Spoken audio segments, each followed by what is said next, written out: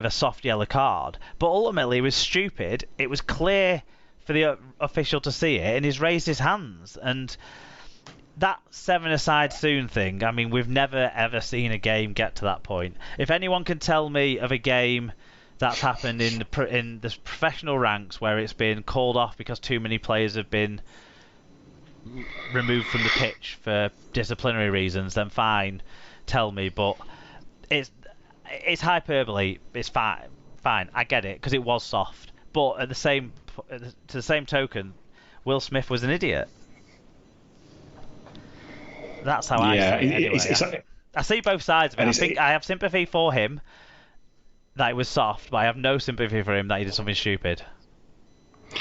And how often do we see it's the retaliator that gets the meted out the worst treatment? And often the instigator doesn't get anything. As it happens, it sounds like the match review panel have obviously caught up with Mr. Price and charged him for it, which is totally fine. And Price's trip was definitely on Smith, but I can't remember if it was in the same incident. Right. Okay. And that's obviously the challenge of not seeing it in person, isn't it? Yeah. So obviously we're kind of relying on that, and we're relying on interpretation, etc. But it sounds like, you can't raise your hands. That is a yellow card. Always has been. Well, I don't know. I know what you're saying. I don't know that this one always has been, because it was, Esther's emphasis on it, I think, is because of like how soft it looks when you watch it back on the Super League show. They show it, and it does look soft. But for the fans, they didn't see what they won't have been able to see it, I don't think, and they certainly didn't get any signal to say what he'd done. And it wasn't striking. If it was striking, it would have been picked up by the match review panel. But at the same time, a situation has escalated, de-escalated, and then you throw a hand up and it re-escalates it, doesn't it? So you kind of understand, or potentially re-escalates it. So you get it from the referee's perspective too. Yeah, and sometimes just 10 minutes sat on the sideline is the right punishment rather than any kind of subsequent ban. It kind of reflects how minor it is as an offence, I suppose. Yeah. I certainly get where Esther's coming from in terms of how soft it looked, but at the same time. Anyway, who's next? John says, I've seen FC fans complaining about bias everywhere. There's always bias everywhere. When Farge caught the ball... get ready for John to complain about bias from Huddersfield Giants' perspective too. When Farge caught the ball, the ref somehow gave a knock on when the ball didn't even fumble or touch the ground. It was just a normal clean catch, and then the scrum led to their first try. The ref also didn't give Yates' try, which seemed fine as well. And with the trip, yes, Price does trip him, but Griffiths can't see it as he's awarding the try, and both judges are walking over to get ready under the sticks. Yeah, that was my assessment from the video I saw too. So okay, yeah, well, I agree with John. It's a bit of shithousery then, isn't it, really? No one is looking over at Price, so I don't get how they are complaining that it was missed when neither the officials or fans saw it and started complaining until they saw the video. Plus, if it was Connor that did it, they'd want a statue for being a shithouse. It's remarkable that Connor was the only one who seemed to notice it, but who'd believe Connor if you're a referee? Well, exactly. If he's telling you something untoward has happened. But Price he's on his way this year, isn't he? It's going to be 10 games he's going to miss now? Yeah. That's not good. That's not good. No, he's going to want to get over to a different competition where he won't have a disciplinary record hanging over him. Joshua's granddad said, 10-0 up and defending then a spurious yellow card, the loss of 2 props and the introduction of Levi turned the game around. To concede 1 try from acting half is poor, but 2 is unforgivable. Apparently, FC got 7-6 against, 5 of which were on the first tackle in their own half. Lots of throwing themselves on the floor by Yates, and Jones attempted to make penalties. Big effort by Brad Fash and a good game by Gale. Yeah, Fash. I should pull that out, actually. That both ways effort, really impressive, weren't it? Stats-wise shows what people have seen. I like it when you can support an opinion with evidence. No, we just love bias. Mark W. No, it's you next, isn't it? Sorry. Yeah, so Mark Dewey says, the first hour of this was just a continuation of when the two sides met in Hull. Good defence, but clumsy, flat, boring attack, with Giants' errors the only real difference. But for the last 15, we really woke up, and after a win that had seemed out of reach for most of the second half, with 10 to go, it suddenly felt inevitable. An important 2 points, but we just can't keep relying on late comebacks in the playoffs. Tom Andrews said, Hull FC's dummy half defence is softer than a dairy milk left on a feather pillow in the middle of the Sahara Desert covered in moisturiser. Hodgson in. P.S. How stupid is Will Price? I think very stupid. I think we would definitely agree with that. And I'm not doubting when people have talked about the Simbin period kind of taking something out of it, but if I'm right, it was 5 minutes before half time and 5 minutes after half time. And I think Huddersfield scored right at the end of it. So the last minute of it was just stood under the sticks, I think. So obviously there was a try scored in that period. It helped contribute towards the comeback, I suppose. But the Levi scores, and the Farge try as well, actually. I mean, that was pretty poor defence from Jack Walker on that one. But the Levi tries, they were the difference in the game, really. They happened in the last 20 minutes. They happened... It sounds like maybe injuries might have had a more of an influence on the fatigue and maybe errors and stuff like that, because it was way after it felt like separated from the Simbin period where they had no goal line ruck defence. It is basically the only way to describe it. No goal line ruck defence. If they had something like that, if Joe Lovadua didn't go jumping out Willie Isa style, if there was a man behind the back of the ruck rather than everyone going to the side of it, I don't know, then they might have won this game. They might not have lost this game. I think that was, to me, what seemed to be the big difference. I don't know what you reckon. Yeah, I mean, obviously I've only seen the highlights, and that's literally the thing that I've written, that I think John's absolutely right. You can't concede 2 tries like that. You just can't do it. If you want to get yourself back into this playoff hunt, these are the kind of games you've got to win, and really silly defensive kind of lapses like that. When you're in the game, it's cost you again, hasn't it? So yeah, very disappointing from an SC point of view, I would say. By the way, I keep saying I think about when stuff happened because I'm loath to open up my Liga Express and make it slow down the call.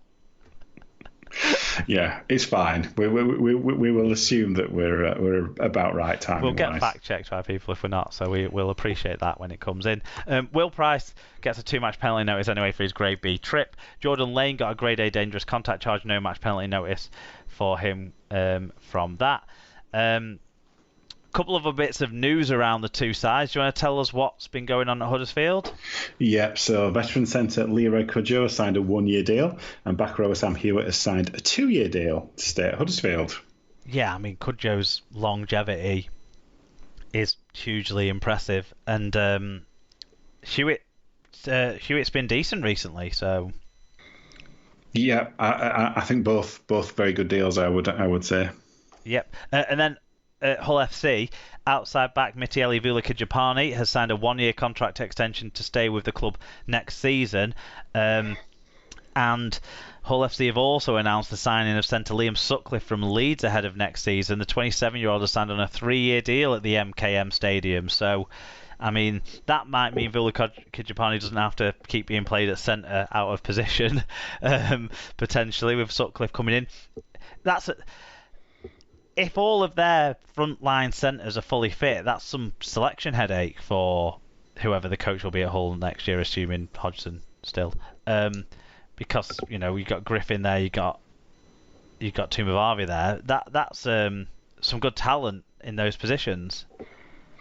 Yeah, I've been impressed with Liam Sutcliffe when I've seen him play. So I think that's a good signing. A bit of depth, which obviously they're crying out for bodies now, aren't they? So a bit of depth is no bad thing. And versatility, you can obviously play like 1, 6, 7, 13 back row. So is that he offers that really well. Yeah, he's definitely come back from his mid-career slump after the sort of 2017 season. He seemed to have a down couple of years, but he seemed revived a bit under Richard Agar and has one of the few players who seem to be, and has maintained. So yeah, I think it's a good signing too. Friday night's television game. Again, the home side were trailing at half time as Warrington led 6-4 over Wigan, but the second half was a different story. Wigan winning 32 points to 6. 13,261 were there. Jack Smith was the referee. Team stats. Warrington made ground at a better average gain and had a marginally better team tackle success rate, but tellingly made 7 more errors. Wigan made over 354 more metres and had 5 breaks to 2, which surprised me when I read that stat because it felt like Warrington had a few more chances than that in the game, but obviously they weren't classed as breaks on the stats. Obviously not. For Wigan, Liam Marshall with 3 tries, 1 try assist, 175 metres. Jay Field with a try assist, 11 tackle busts, 151 metres and 2 clean breaks. Bevan French with 2 try assists and 120 metres. Yep, enjoy him while we can. Yes. And Morgan Smithies with 49 tackles, 13 of which were from marker and 110 metres. For Warrington, Matty Ashton had 170 metres. Josh Thewlis with 5 tackle busts and also 170 metres. George Williams with a try assist, 5 tackle busts and 155 metres. And Ollie Holmes with 63 tackles, 11 of which were from marker. Yeah, good, strong defensive effort from Ollie Holmes there. Worked really hard. Coming Up Rosa said, it used to be fun beating Warrington, now it's just embarrassing to watch. Warrington, good luck to you. I think you're going to need it. David Hunter says, lucky that Toulouse lost. I think that's the same. That's the same. That's the same sentiment as Coming Up Roses, but from the other side of the divide, isn't it? That. Not half. Oh, David, it's tough, isn't it? Matt Speakman said, superb win. I was nervous before the game with half a team and Wire being written off, but we've just handed them their own backsides. Seems strange to celebrate beating 10th, but so much, but when it's Wire you have to. They just capitulated when their dirty tactic of walking forward after playing the ball didn't work. Lost all fitness. For us the game changed when Cust went to 9. Rule for their try is awful, no grounding. Yeah, what did you reckon to that on TV? Because I've seen it back a load of times, and I think, this is my opinion on it, right, and see if you think differently. If the live call was no try, the video referee would have had about a quarter of as much time looking at that try before he came back maintaining the decision as he did because it went up a try and he had to give it because he couldn't find the camera angle that showed what we all knew happened. I mean, he used his head. I